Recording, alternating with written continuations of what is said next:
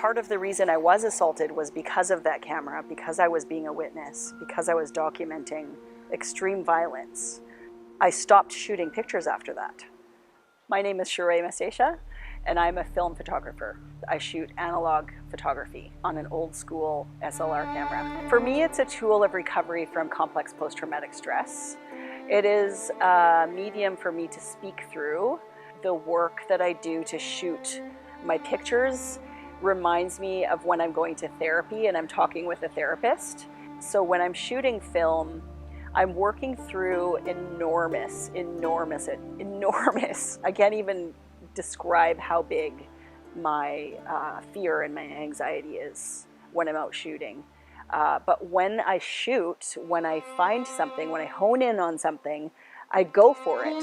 And I do the things I need to do to my camera as fast as possible, and then I shoot, and I breathe. I do a lot of layering, and I do a lot of experimental shooting. I use experimental films, I use experimental techniques, I use experimental lenses. I don't do editing in the computer at all. Everything is done in camera.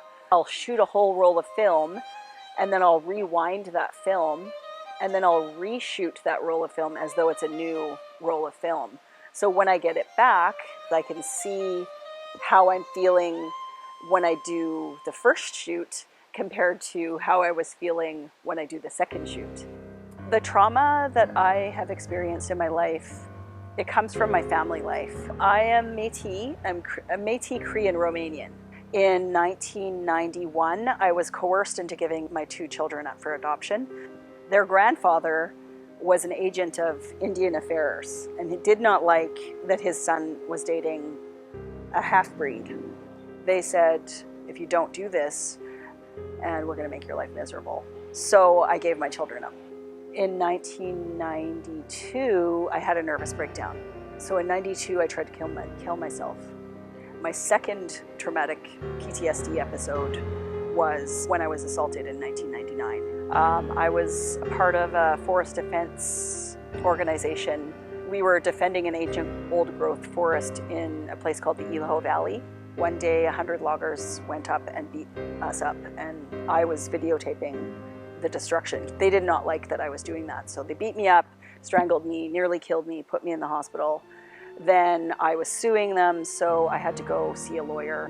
The lawyer was actually the lawyer for the people that I was suing, and she said, you have complex PTSD. Then I said, well, can I get help? And this lawyer said, well, there's not really any resources out there. So until 2010, when I met my first trauma therapist, I kind of floated around, and I went to lots of therapy, counseling, and I went to New York City in 2012. Just doing really street photography, not really thinking about what I was doing, took a lot of really crappy pictures. I got the role developed, and I was just like, holy crap. And I found myself in those pictures. I was like, this is me. I'm in there. I did that.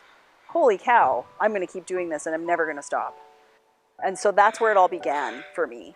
Really began, was in New York City. I would love to get my pictures bigger. Because it's so layered, it's really important. When I see my pictures when they're large, you can go, it's like going swimming in a lake, so that people can look and they can find little pieces of themselves that they resonate with.